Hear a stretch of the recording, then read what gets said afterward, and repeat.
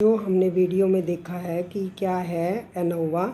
Describe the technique of analysis of variance, write down the ANOVA for layout, इसका करना है आपने और फिर इसका यूज लिखना है and what are the basic assumptions in it. तो ये सारा जो हमने बुक में से फर्स्ट पेज किया था उसमें एनालिसिस ऑफ वेरिएंस ये बता रखा है, उसकी डेफिनेशन आप डिफाइन करेंगे और उसके अंदर फिर उसके बाद उसकी एजम्पशंस है कि कौन सी एजम्पशंस है जिसके ऊपर ये एनोवा बेस्ड है।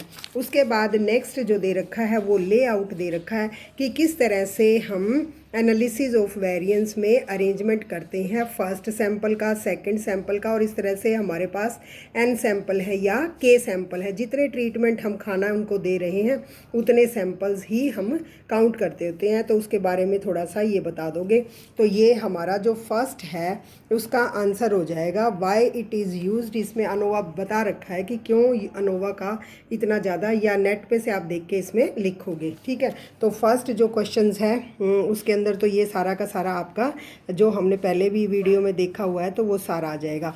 अब नेक्स्ट जो question is very important, describe completely the one way ANOVA with the following steps you have to explain. तो ये क्वेश्चन आ जाता है, कभी तो वन वे आता है और कभी टू वे आता है। तो ये मैं पिक आपको भेजूंगी। तो सबसे पहले जब हम वन वे एनोवा हम एक्सप्लेन करेंगे तो ये वाला लेआउट पहले थोड़ा सा बनाएंगे कि वन वे एनोवा क्या होता है, वन वे एनालिसिस।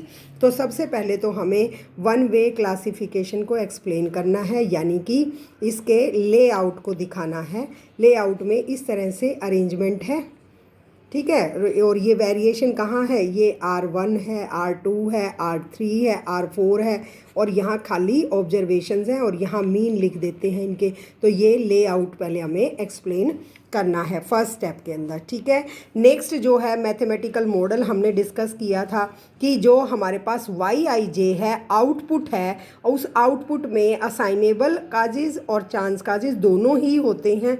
तो उसमें ऑन एन एवरेज जो जैसे मिल्क दे रहा था, अल्फ़ा आई का मतलब खाना पर्टिकुलर टाइप के खाना खिलाने के बाद क्या वेरिएशन आया है, क्या वो उनका असाइनेबल काजेज नहीं है यानी कि चांस काजेज है, इनहेरेंट काजेज है, जिसकी जगह की वजह से YIJ आयथ राशन देने के बाद जेथ काऊ पर्टिकुलर टाइप के खाने के बाद ज़्यादा दूध दे रही है, यानी इस तरह से हमने इसको मैथमेटिकल मॉडल को एक्सप्लेन किया था। वो आप एक्सप्लेन करोगे जैसे ये बुक में दे रखा है मैथमेटिकल मॉडल, ये सारा का सारा आप पूरा एक्सप्लेन करोगे खाली कि अल्फ़ा आई क्या है। अल्फ़ा आई है effect due to ith ration देने के बाद। जो आयथ राशन दिया, पहले उनको 5 किलो देती थी, अब वो 5.5 किलो दे रही है, तो ये डिफरेंस आ गया।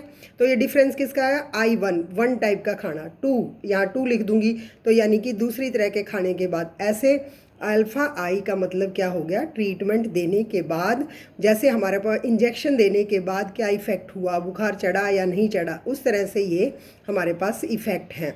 ठीक है, तो ये आप इसमें सेकंड में आप मैथमेटिकल मॉडल को पूरा एक्सप्लेन करोगे। फिर थर्ड के अंदर एजम्पशंस करोगे वन वे की एजम्पशंस उसके नीचे ही दे रखी है, एजम्पशंस इन द मॉडल में कि कौन सी एजम्पशंस इसमें यूज की हुई हैं। ठीक है, तो इसके बाद हमारे पास थर्ड स्टेप में हमने ये सारी एजम्पशंस डाली हैं। फोर्थ स्टेप क्या होता है, setup the hypothesis. Hypothesis set करना है कि जो हमारे पास ऑन एन एवरेज μ1 टाइप का खाना, μ2 टाइप का खाना, या μ3 टाइप का खाना, या μ4, ऑन एन एवरेज सबका क्या है, on an average same effect है। या हम इसको अल्फ़ा1 इज़ इक्वल टू अल्फ़ा2 ऐसे भी दिखा सकते हैं। और यहाँ हमने दिखाना है H1 में at least one is different from other, कि एक ग्रुप दूसरे ग्रुप से डिफरेंट कर रहा है। जैसे μ2 का इफेक्ट सेम है, खाना देने के बाद सेम है, 3 देने के बाद भी सेम है, चौथा खाना दिया है तो भी वही आउटपुट है, लेकिन μ1 की आउटपुट डिफरेंट है। तो इसलिए हमने कहा है μ1 इज़ डिफरेंट फ्रॉम μ2, एक से डिफरेंट है, इसलिए H1 हमने सेट किया है। तो यहाँ पर फिर इसका हम इस तरह से नल हाइपोथेसिस जैसे दिखाते होते हैं।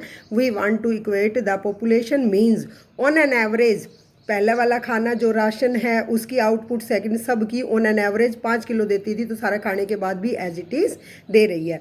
लेकिन अगर हम H1 इसमें दिखाएं, इसको ऐसे भी दिखा सकते हैं, ऐसे भी दिखा सकते हैं।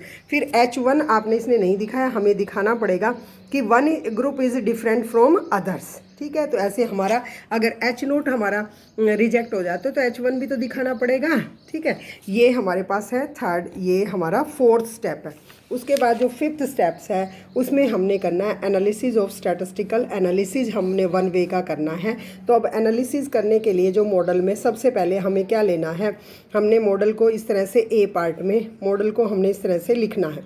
फिर ये जो मॉडल हमने लिखा हुआ है इस तरह से इनकी वैल्यूज़ निकालते होते हैं, वो हम सम में करेंगे। तो उसको हमने डिफ़ाइन किया है कि total sum of square, total sum of square का मतलब जो आउटपुट है उसको हम sum of square due to error और sum of square due to treatment, यानी कि बाय चांस, यानी कि चांस फैक्टर काम कर रहे हैं उसकी आउटपुट में और ये ट्रीटमेंट काम कर रहा है, तो हमारा टोटल सम ऑफ स्क्वायर बनता है। तो ये एज इट इज़ आप एक बार लिख दोगे। नेक्स्ट जो स्टेप है वो स्टेप हमारा है बी के अंदर हमने क्या दिखाना है, पार्ट बी में एनालिसिस और वेरिएंस के अंदर फिफ्थ पार्ट में ही चल रहा है ये डिग्री ऑफ फ्रीडम। फिर वन वे क्या होती हैं, यानी कि जो हमारे टोटल ऑब्जर्वेशन है उसमें से एक माइनस कर देंगे तो ये तो हमारी टोटल की डिग्री ऑफ फ्रीडम है। फिर ये कहते हैं कि इसमें एरर का मतलब के अगर हमारे पास ट्रीटमेंट दिए हैं तो n माइनस के एरर की डिग्री ऑफ फ्रीडम होगी, और ट्रीटमेंट का मतलब हमने 5 तरह के राशन दिए तो 5 माइनस 1 ये हमारे ट्रीटमेंट की डिग्री ऑफ फ्रीडम होगी। तो टोटल हमारी क्या हो जाएगी n माइनस 1, यहाँ पर ये देखो k से k कट जाएगा और n माइनस 1 रह जाएगा। तो इस तरह से टोटल ऑब्जर्वेशन हमारी 25 हैं और 25 5 5 25 यानी 5 × 5 का है, तो यानी कि टोटल ऑब्जर्वेशन हमारी होगी 5 5 25 माइनस 1 24। तो यहाँ 24 में से 6 ट्रीटमेंट दे रखे हैं या 4 ट्रीटमेंट दे रखे हैं, तो 25 माइनस में 4, यहाँ पर 5 माइनस 1 करके इस तरह से हमारे पास डिग्री ऑफ फ्रीडम निकलता है। ये हम करेंगे, इनको एज इट इज़ आप लिख देना।